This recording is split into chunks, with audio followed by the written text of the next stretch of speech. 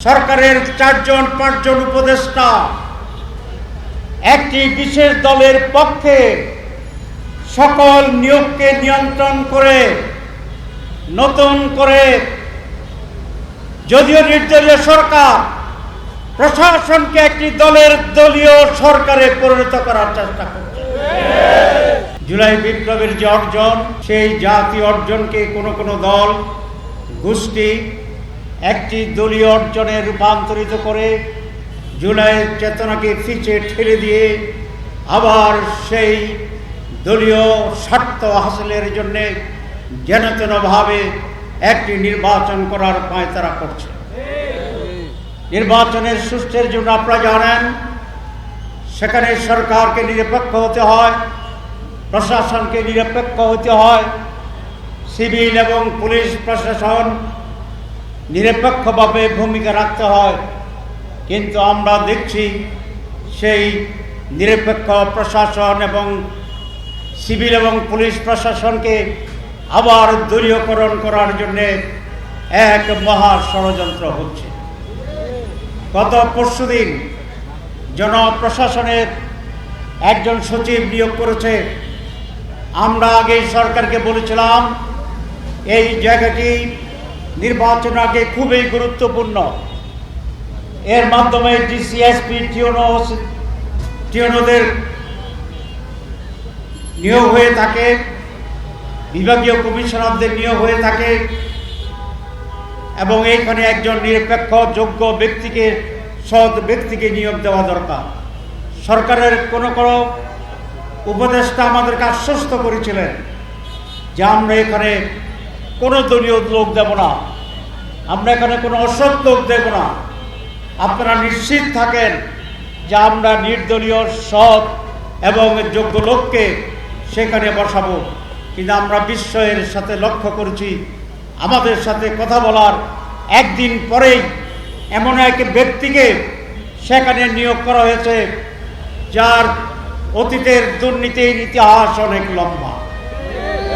সে একটি দলের প্রতি পরিপূর্ণভাবে অনুগত এবং আমরা পরশুদিন 30 জনের একটা তালিকা দিয়েছি যারা বিভিন্ন সময়ে একটি বিশেষ দলে ছাত্র এবং রাজনৈতিক দলের বিভিন্ন পোর্টফোলিওতে দায়িত্ব পালন করেছে।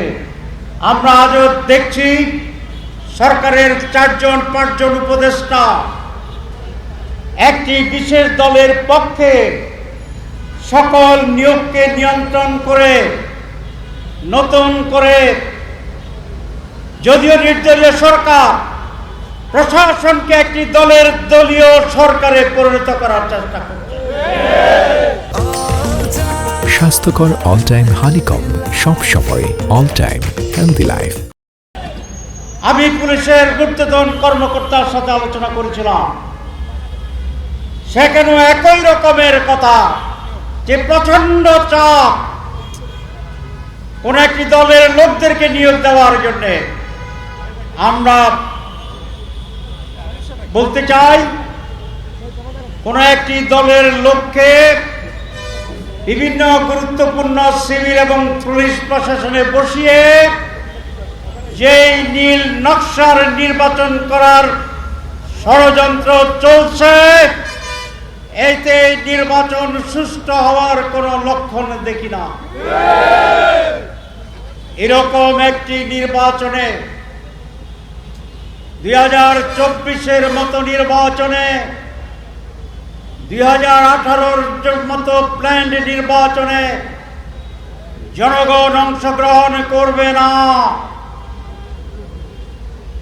আমি সরকারকে দৃষ্টি আকর্ষণ করতে চাই, আজকে হুঁশিয়ারি দিতে চাই না,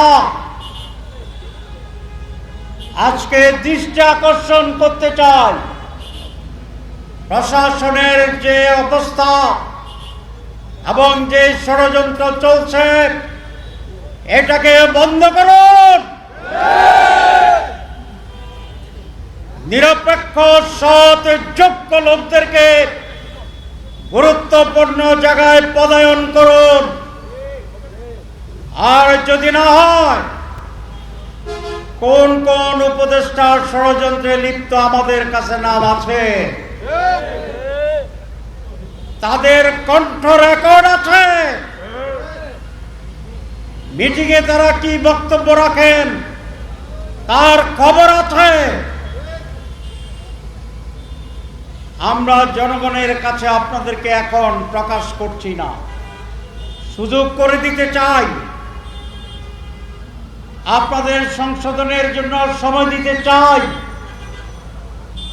যদি সময়মত সাবধান না হন তাহলে জনসম্মুখে নাম প্রকাশ করা হবে।